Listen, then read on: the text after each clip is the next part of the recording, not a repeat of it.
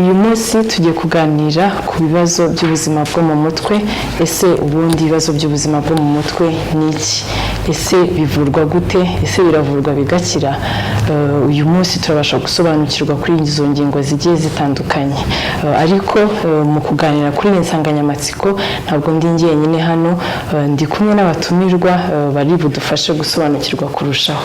Mpereye iburyo bwanjye turi kumwe na Misago Nancy, akaba ari umukozi umuyobozi ushinzwe agashami ko kwita ku buzima bwo mu mutwe muri communauté, ni ishami ry'ubuzima bwo mu mutwe muri RBC. Nancy, tuguhaye ikaze. Murakoze kubana natwe. Ibumoso bwanjye kandi turi kumwe na Haragirimana Claver akaba ari umuyobozi uhagarariye association ihuriramo abakize n'abafite uburwayi bwo mu mutwe, association yitwa Opromamel. Claver, mwakoze kubana natwe. Yego, twihuse rero tuganira kuri insanganyamatsiko y'uyu munsi. Ese Dr. ubundi ibibazo by'ubuzima bwo mu mutwe ni iki? Benshi hari igihe bumva ubuzima bwo mu mutwe se bagahita babyitiranya n'ibibazo by'ubuzima bwo mu mutwe. Ni iyihe shusho rusange y'ibibazo by'ubuzima bwo mu mutwe mu gihugu, kugira ngo dufashe abadukurikiye kubasha kubyumva?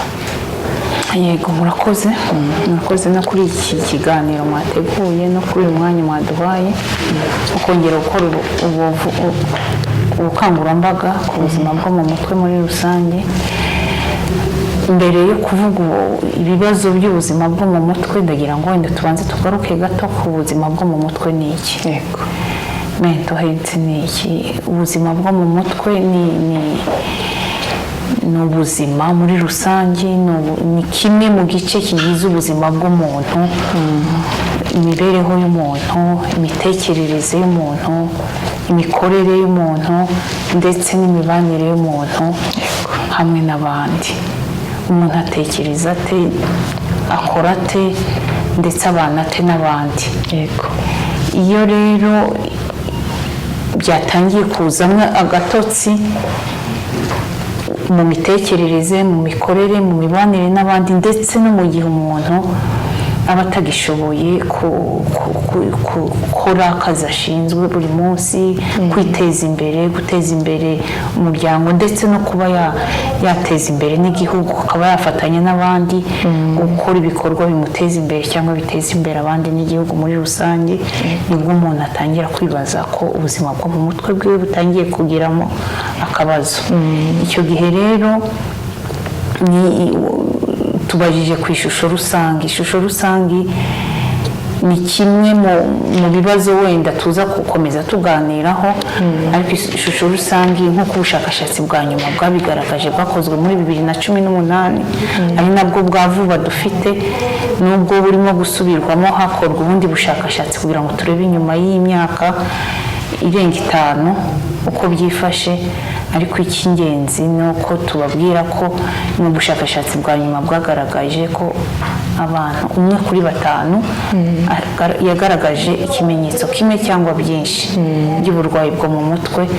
Ari hafi 20% y'abanyarwanda bakozweho ubushakashatsi bagaragaje ibibazo kimwe cyangwa byinshi by'uburwayi bwo mu mutwe. Muri ibyo rero nk'uko mbajije, muri ibyo ibyinshi cyakomeje kuza ku isonga muri ubwo bushakashatsi bwa nyuma bwakozwe muri 2018, hakomeje kugarukamo ikibazo cy'agahinda gakabije, depression. Agahinda gakabije kaje ku isonga kubera impamvu nyinshi cyane n'amateka igihugu cyanyuzemo. Jenoside yakorewe abatutsi muri 1994, hakazamo n'ibindi bibazo mu bitera, wenda turaza gukomeza tubiganire, bitera uburwayi bwo mu mutwe, bitera ibibazo bitandukanye byo mu mutwe muri sosiyete nyarwanda. Turagenda tubiganira buke buke tuganisha no mu cyakorwa kugira ngo abantu bakomeze kwirinda, bakomeze gukumira ibyo bibazo, ndetse n'abagaragayeho ibimenyetso bafashwe kare kandi neza. Ari nacyo nsanganyamatsiko y'umwaka idukangurira. Yego, turaza gukomeza kwigarukaho. Urakoze cyane. Ugarutse ku bushakashatsi bwakozwe buheruka gukorwa mu bihumbi 2018 bwerekana ko umwe muri 5 bafite ibyo bibazo by'ubuzima bwo mu mutwe. Ariko se umuntu yahita yibaza ese ni gute namenya ko njyewe se cyangwa uwo tubana uwo dukorana yagize ibyo bibazo by'ubuzima bwo mu mutwe? Ni ibihe bimenyetso biranga ibyo bibazo by'ubuzima bwo mu mutwe, Claver, kugira ngo n'abadukurikiye babashe kubisobanukirwa kurushaho? Icyo ni ikibazo cyiza, nubwo ntari umuganga, ariko mu burambe cyangwa se mu mateka bajya bavuga ngo ijoro riba riraye, ntabwo kugisubiza biri bunanire.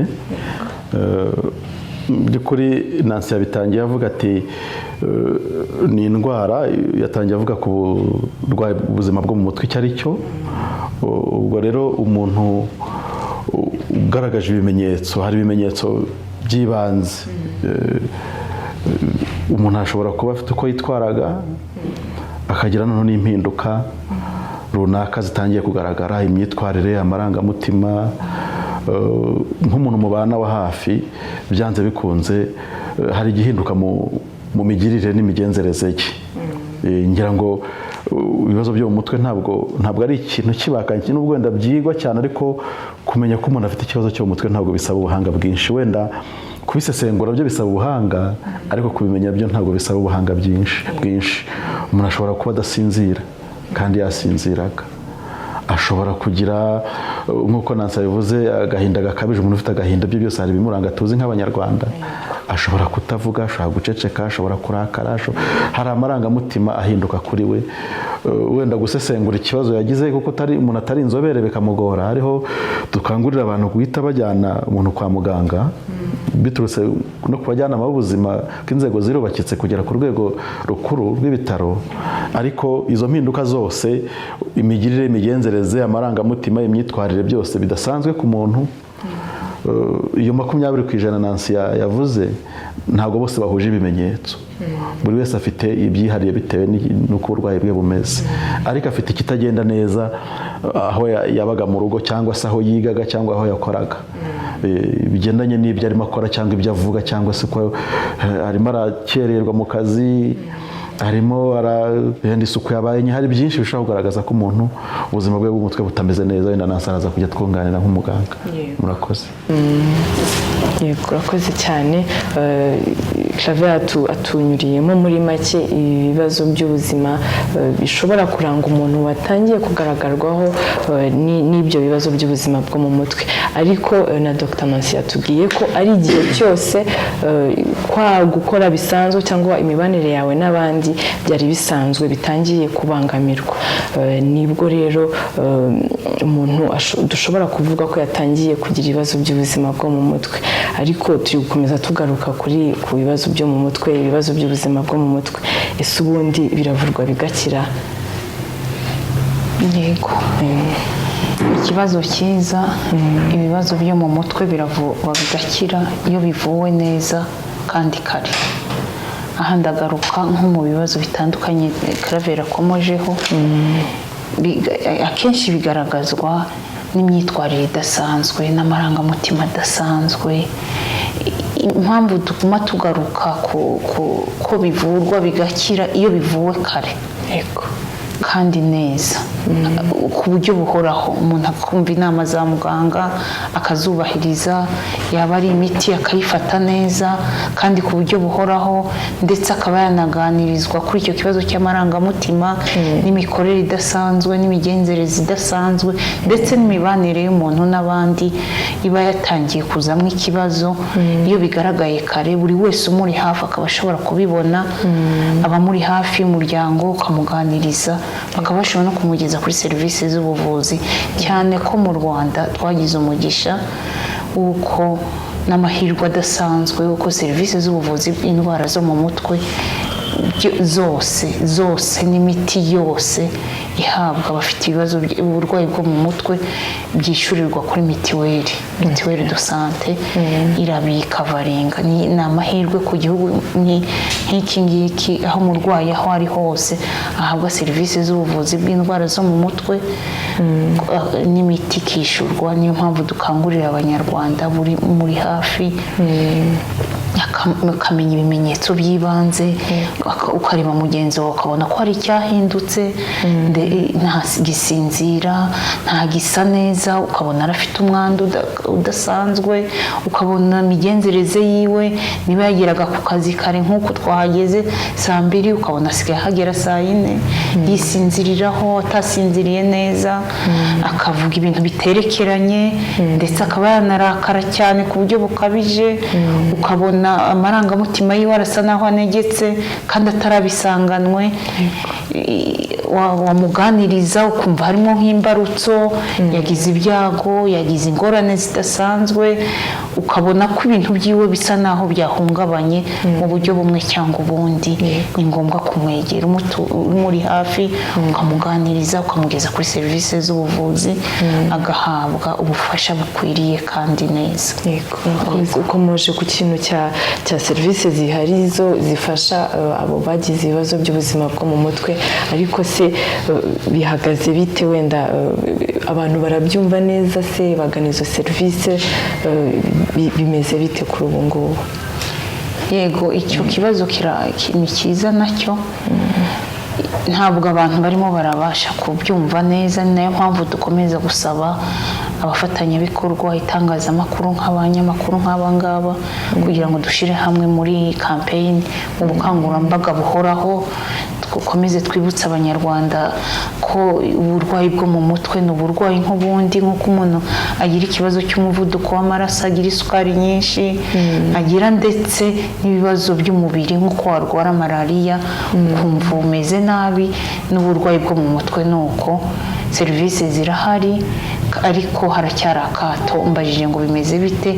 Haracyari akato n'ihezwa bikorerwa abagaragaje ibimenyetso by'uburwayi bwo mu mutwe, ndetse hari n'ipfunwe ku bagize icyo kibazo, ari nacyo gituma bacikiriza bamwe muri bo. N'uwaba yatangiye urugendo rwo kwivuza akaba yacikiriza kubera ipfunwe n'isoni no kumva ngo yagize ikibazo cyo mu mutwe, kandi umuntu ashobora kugira n'ikibazo cy'umubiri n'icya malariya n'icya umuvuduko n'ibindi, akajya kwivuza nta pfunwe agize. Rero urugendo ruracyari rurerure. Ubushakashatsi bw'ubushize nk'uko nababwiye bwagaragaje ko muri abo ngabo 1 kuri 5 bagaragaza ibibazo bitandukanye byo mu mutwe, 5% gusa nibo bagana serivisi z'ubuvuzi. Mwumva ko tukiri hasi cyane. Niyo mpamvu gukomeza gukora ubukangurambaga, kwigisha, gusobanura abari hafi y'umurwayi, ndetse no kwigisha uko twakwirinda, cyane ko kwivuza bihenze kandi bitorohera buri wese, ariko nuko twarinda ubuzima bwo mu mutwe tugakomeza tukabusigasira bukaba bwiza mu banyarwanda, bagatanga umusaruro, bakagubwa neza. Yego, murakoze cyane. Ukomeje no ku kindi kintu cyiza cy'uko ari byiza ko dufasha abagaragayeho ibyo bibazo by'ubuzima bwo mu mutwe, ariko bikigoranye ko tugana cyangwa se bafite ibyo bibazo byo mu mutwe bagana izo serivisi kandi zihari. Ubwo nibaza cyangwa se n'udukurikira ashobora kubyibaza, muri association, wavuze association ya Promamere ari nayo uhagarariye, ibarizwamo ihuriyemo abafite cyangwa se n'abakize ibibazo by'ubuzima bwo mu mutwe.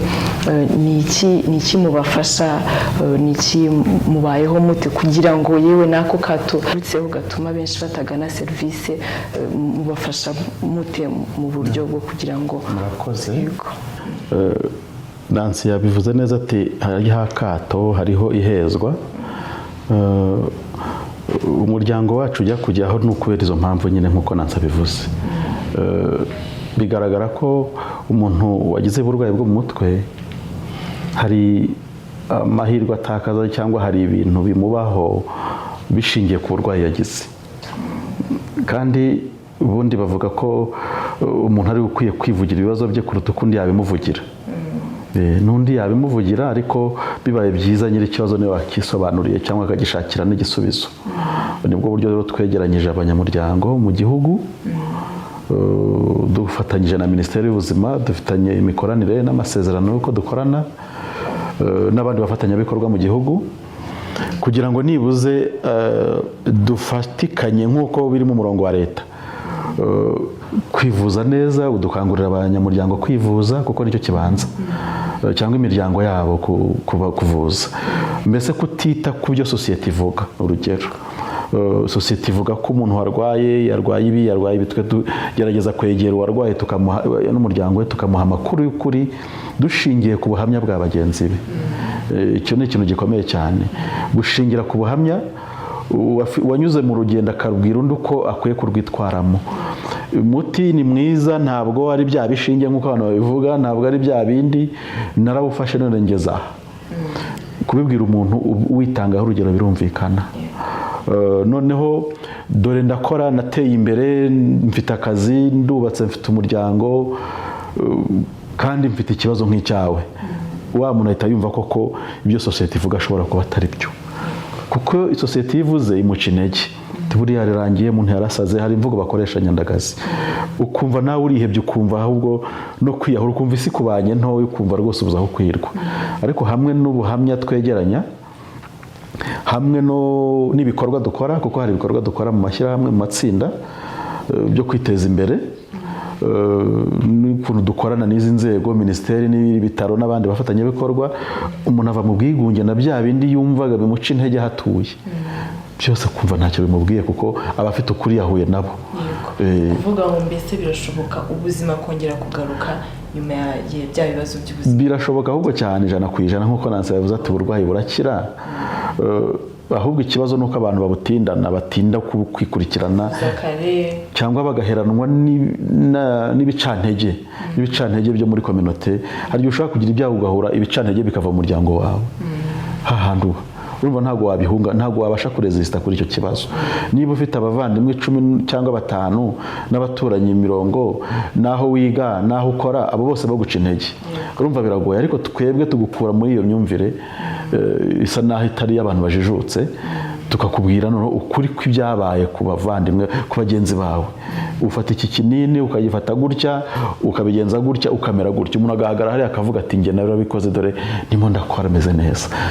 Ugasanga ubwo uburwayi bwawe buri munsi y'ubwe, bakavuga uti bya bindi bavuga barabeshya, bitewe n'amakuru yo guhabwa n'abagenzi bawe. Noneho n'ibikorwa bigaragaza ko umuntu ashoboye. Aho mu mashyirahamwe tugiye tugira udutsinda, tugiye tugira amatsinda y'ibikorwa kugira ngo tugaragaze ko umuntu akira. Hari ukuntu ushobora gusanga abantu wenda 50 bafite igikorwa runaka bahuriyeho, bafite imiyoborere uko biyoboye neza, nta nduri ravuga aho ngaho, ntago ari bahamagara umuyobozi ngaza akiza ibibazo, na tuvuge n'ikibina bafite. Ugasanga bamaze imyaka 5 basevinga amafaranga bakayagabana, nta muyobozi uraza gukemura ibibazo aho ngaho. Ubu hari n'itsinda dufite ahantu ryabaye modele, niryo ririmo ryigisha ibindi bibina byo muri uwo murenge, kuko niryo batoranyije mu murenge ko ryitwara neza. Icyo kibina ryo tsinda niryo ririmo ryigisha andi matsinda y'abita ko ari batarwaye, bajya kubigisha imikorere myiza nuko bakwiye kubana. Urumva nk'abagize iryo tsinda ntago mu murenge nta muntu akongera kubaha akato, kandi barabaye modele bigisha abandi.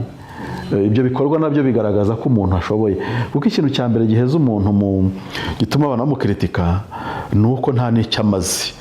Uri umugabo wararwaye ufata imiti, ariko ntago kifite akamaro k'umugabo mu rugo, ntacyo ukora wirwa wicaye.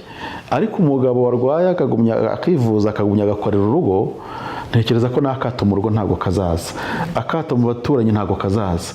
Mu buryo twigisha no gukora, kugaragaza ubushobozi. Niba ubasha guhinga ukeza, ukajyana ibyo wahinze mu isoko, ntabwo abazaza kubigura bazabona ko bazavuga ngo uri umurwayi wo mu mutwe se, kandi bagukeneyeho serivisi. Twe rero gufunga umunwa w'abantu cyangwa kwigisha abantu, tubikoresha ibikorwa. kuko amagambo yo rimwe na rimwe abantu kuyumva twabivuze kenshi ntibabyumva. Urakoze cyane Claver, wongeye kutwibutsa ko ibibazo by'ubuzima bwo mu mutwe yego birahari, ariko kuvurwa neza kandi kare birakunda, birashoboka, serivisi zirahari, ubuzima bukongera bukagaruka nyuma ya bya bibazo by'ubuzima bwo mu mutwe.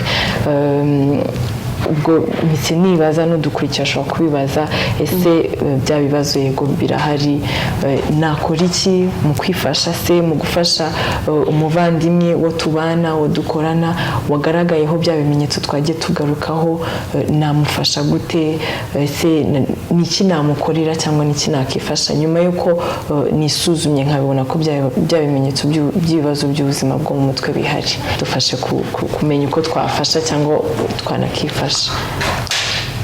Ahangaha ndagira ngo ngaruke gato ku gitera uburwayi bwo mu mutwe kugira ngo twumve icyo twakora. Yego, twakomeje kuvuga uburwayi bwo mu mutwe, ibimenyetso, ariko mu bitera uburwayi bwo mu mutwe harimo ibyiciro bitatu. Harimo icyiciro cya mbere cy'imisemburo, ko umuntu yubakitse, umubiri w'umuntu yego, atekereza ate, yubakitse ate, ese za imisemburo, za karande zo mu muryango, ihererekanya ry'uburwayi n'ibindi buryo abantu bameze mu muryango. Hari abafite intege nke, hari ababasha guhangana n'ibibazo, hari ukuntu tumeze mu myubakire y'umuntu.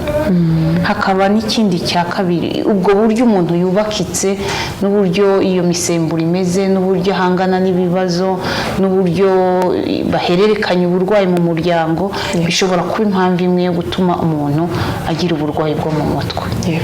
Ariko hari n'ikindi cya kabiri nakwita tuvuga mu ndimi z'amahanga tuvuga ngo facteur biologique, ari nazo nari mpereyeho mbabwira uburyo umuntu yubakitse, imisemburo, umuryango, uruhererekane rw'umuryango. Ariko hakaza n'ikindi kiri psychologique, uburyo amarangamutima y'umuntu ameze, imitekerereze, imikorere y'umuntu, imibanire y'umuntu n'abandi, uko yumva ibintu, cyane ku marangamutima y'umuntu. Hanyuma hakaza n'icyo twita sosiyete, environnement. Hari ibyo tunyuramo, hari jenoside yakorewe abatutsi twanyuzemo, hari ihohoterwa, hari mu muryango, hari amakimbirane mu miryango. Ibyo byose ni fagiteri nagerageje gushyira mu byiciro bitatu, ariko zifite uburyo bumwe cyangwa ubundi zikontributinga, zituma umuntu ashobora kugaragaza ibimenyetso by'uburwayi bwo mu mutwe cyangwa ibimenyetso by'ibibazo bitandukanye byo mu mutwe. Ibyo rero n'iyo umuntu ajya kugaragaza ibimenyetso by'uburwayi, bifite aho bihuriye na ya background cyangwa amateka yiwe, imitekerereze, imibanire ye, uburyo yakuze, uburyo yavutse, uburyo yarezwe. Wenda muzagenda muganira n'impuguke n'abagenzi banjye batandukanye bafite ubumenyi butandukanye mu mikurire n'imigenzereze n'uburyo bwo kurera umwana, kugira ngo turusheho kubereka uburyo twakomeza kurinda ibibazo byo mu mutwe mu byiciro bitandukanye, cyane cyane iby'abana n'abangavu, kugira ngo ari nacyo gihe kinini cy'imikurire y'umuntu kigaragaramo cyane. Agatotsi iyo hagaragayemo ikibazo, haba gukoresha inzoga n'ibiyobyabwenge, haba mu mirerere y'umwana, parenting process, uburyo umwana yarezwe, uburyo yabayeho, ndetse n'ingorane cyangwa ibyago yahuye nabyo muri iyo mirerere, haba gufatwa ku ngufu, guhohoterwa, amakimbirane mu muryango. Claver bikomojeho. Ibyo byose bifite uburyo biza bigakora ku muntu, bikaba byatuma agaragaza ibimenyetso bya mbere by'uburwayi bwo mu mutwe, harimo nk'ako gahinda gakabije nababwiye kari ku rwego rwa mbere rwo hejuru ku burwayi bwo mu mutwe. Rero nihagera no kugira ngo tuganire ku bufasha, buraza muri ibyo byiciro bitatu. Icya mbere wenda tubwira abanyarwanda cyoroshe kandi gikunda, ni uko buri wese kare hari umufatanyabikorwa twahoze tuganira hari campaign twigeze gukora ubukangurambaga tuganira dufatikanyije n'abafatanyabikorwa bitaga mu ijisho ry'umuturanyi. Iyo campaign yagize imbaraga nyinshi cyane, nanjye sinzi ukuntu twayitekerejeho turimo turayiganira n'umwe mu bafatanyabikorwa. Natwe nta kindi dusaba abanyarwanda, turasaba ijisho rya mugenzi wawe, kundeba ukamenya ngo Nasi niba uno munsi yaramutse atameze neza, hari icyahindutse muri Nasi. Amaze iminsi aryama amasaha 2, arara kuri telefone. Nasi ntiyajyaga asinzira, ntiyajyaga anywa inzoga, yatangiye kwiyahuza inzoga n'ibiyobyabwenge kugira ngo base gusinzira. Nasi ntiyajyaga asinzira muri ofisi, ariko tugira duke tukabona yisinziriyeho cyangwa yakererewe mu kazi cyangwa yaje adasa neza. Ibyo bimenyetso n'ibimenyetso mpuruza dusaba umuryango, dusaba kominote ko buri wese abasha kubimenya, akamenya ngo mu nshuti yawe Karaveri mukorana muri ofisi, mubana mu muryango, umwana wawe ndetse n'umuvandimwe, ugatangira ukamuhozaho iryo jisho rimenya ngo hari ikidasanzwe. Kuki asigaye ahora kuri telefone mu gihe cy'akazi, akaza agafungura kompiyuta agasinzira, cyangwa mubaza ikintu akagusubiza ikiterekeranye, cyangwa agakerererwa mu kazi, cyangwa umusaruro wiwe ntube uko byari bisanzwe, mbese ukabona ibidasanzwe mu mitekerereze n'imikorere yiwe. Ni ngombwa rero ko umutabariza, umugira inama, ubanza ukamwegera ukamuganiriza, ukamwereka yuko hari icyahindutse kandi ubufasha buhari, ndetse ukaba wanamuhuza na serivisi zishobora kumufasha, haba kwa muganga, haba dusigaye dufite ku bigo nderabuzima, dusigaye dufite za clinique za prive, no mu bitaro bya leta hose dusigaye dufite inite za serivisi zishinzwe ubuzima bwo mu mutwe, ndetse byaba na ngombwa ukaba wanamuhuza n'imirongo ya telefone ishobora kumufasha ikamuha amakuru arambuye kuri iyo serivisi, cyane ko hakiri akato n'ihezwa byo kugana serivisi. Ni ngombwa ko banahabwa n'ayo mahirwe yo kuba bavugana n'umuntu kuri telefone, akaba yanamuganiriza, akamutinyura akagana serivisi bitaragera kure ngo bisabe n'ubufasha bukomeye, nakwita ko bwahenda kurushaho, bwahenda umuryango cyangwa bugahenda nawe ku giti cyiwe. Yego, urakoze cyane, wongeye kutwibutsa ndetse n'abadukurikiye ko gushaka serivisi kare, yewe wanatwibukije ko izo serivisi zihariwe no ku rwego rw'ibigo nderabuzima.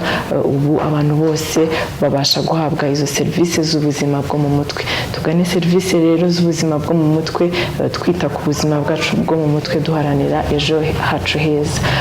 Tugana ku musozo rero, ikiganiro cyacu nk'uko mumaze kubimenyera kigamije kuzamurira imyumvire cyangwa se n'ubwo bukangurambaga ku buzima bwo mu mutwe, ko bifasha umwe cyangwa babiri mu badukurikiye kubasha gusobanukirwa kurushaho ubuzima bwo mu mutwe.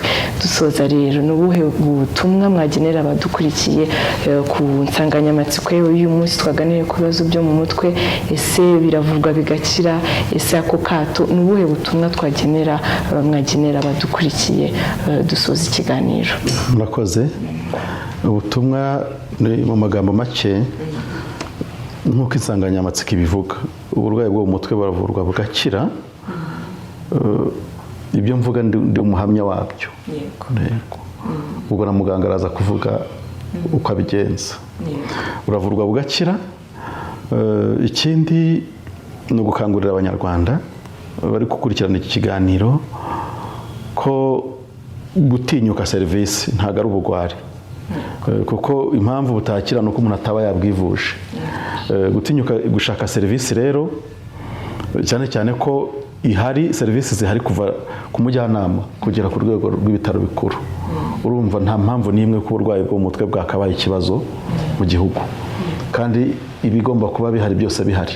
Ibikorwa remezo, abaganga, mitiweli irafasha abantu. Urumva ko ikibazo ni imyumvire.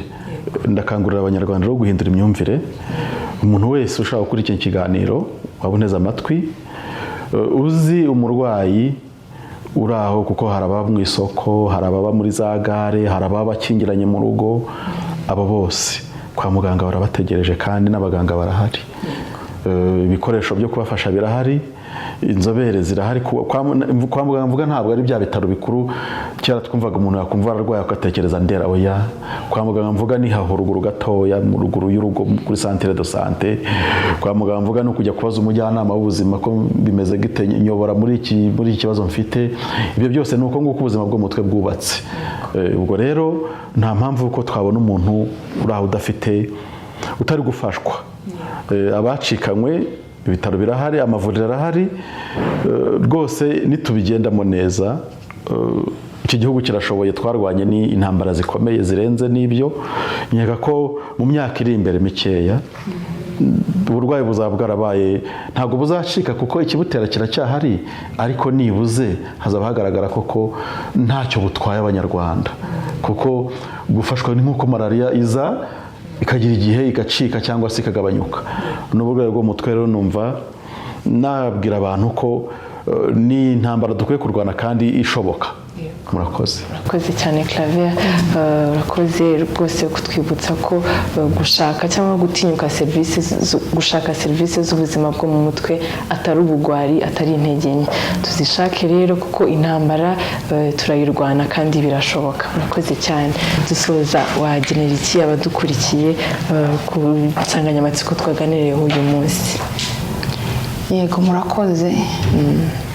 Icya mbere numva nabwira abanyarwanda ko twongera imbaraga mu kwirinda, mu gukumira, mu kubungabunga ubuzima bwo mu mutwe. Birakunda na mbere y'uko tugaragaza ibimenyetso by'uburwayi bwo mu mutwe, reka tubanze twirinde, kuko kwirinda birahendutse kurusha kwivuza.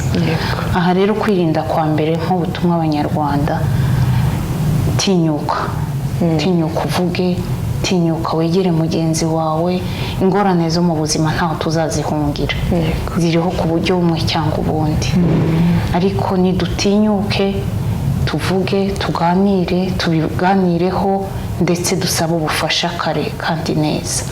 Ikindi cya kabiri ni uko nugaragaje ibimenyetso akumva afite agahinda gakabije, ukumva bimwe mu kinyarwanda tuvuga ngo washobewe, wayobewe inzira ufata, tinyuka uganire na mugenzi wawe, gisha inama, kuko abajyanama barahari. Twavuze serivisi ko zihari kuva ku mujyanama w'ubuzima kugeza ku rwego rw'igihugu, ndetse ntugende mu bikwica. Dukore imyitozo ngororamubiri, za siporo, tunywe amazi menshi, twikunde, twigarukeho. Umuntu yumve ibimenyetso, yumve ko wananiwe. Hari ijambo dukunze gukoresha tuvuga ngo wumve ko wakonoje. Hari igihe wumva warangije, imbaraga zawe zarangiye. Ni ngombwa kubyumva, ukabyumva kare, ukagira icyo ubikoraho, ugashaka uko uruhuka amasaha 8 ugasinzira, ukikunda, ukiyumva, ndetse wakumva koko byakunaniye utakifashije, urebe uganira nawe, umugisha inama, hanyuma ugane ku ubuvuzi, wivuze kare kandi neza, kuko ari bimwe mu bituma umuntu ataza yasinzikaye ku munota wa nyuma. Bidusaba kumushyira no ku miti, kandi twashoboraga kumurinda kare, tukamufasha, tukamuherekeza muri urwo rugendo, bigakunda, kandi atiyahuje inzoga cyangwa ibiyobyabwenge, cyangwa agashaka ubundi buryo bwo guhangana n'ikibazo butari bwiza bwo kumwica kurusha uko bumwubaka. Rero nta kindi dusaba abanyarwanda, nta buzima butagira ubuzima bwo mu mutwe bwiza. Tutinyuke, twivuze, twifashishe, kuko ubufasha buhari kandi bumeze neza.